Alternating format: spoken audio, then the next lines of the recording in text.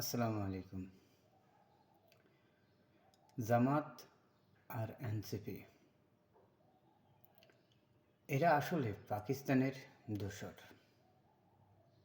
এরা রাজাকারের বংশধর। কয়দিন আগে আমরা দেখলাম জামাত এবং এনসিপির একটা জনসভায় শহীদ ওসমান হাদির বোন পরিচয় একজন মহিলাকে বোরকা পরিয়ে আনে সেই মঞ্চে এনসিপি জামাতকে যে কোনো বিনিময়ে জিতানোর জন্য আহ্বান জানালেন। কারণ আমরা পরবর্তীতে দেখি কি সেই মহিলা হাদির কোনো বোনও না, কোনো পরিচয় নেই। এবং হাদির স্ত্রী সেও একটি ইন্টারভিউতে বললেন যে এই মহিলা হাদির কোনো এক দুঃসম্পর্কের আত্মীয় হতে পারে, কিন্তু হাদির বোন না।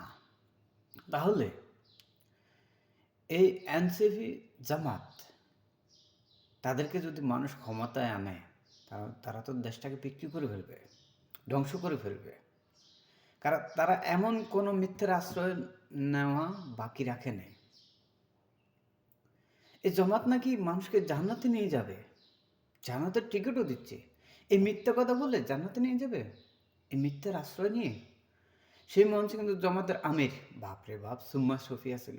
বাপরে বাপ, সুম্মা সফিও এই মিথ্যার আশ্রয় নিল।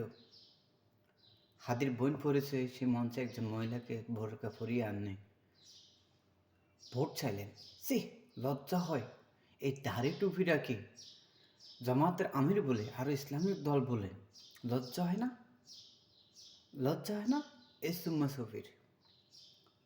সি, এই সুম্মা সফি এবং জামাতকে দেশের মানুষ ঘৃণা ভরে প্রত্যাখ্যান করবে ইনশাআল্লাহ। এই এনসিপিকে আমরা ভালো মনে করতাম, হয়তো নতুন একটি রাজনৈতিক শক্তি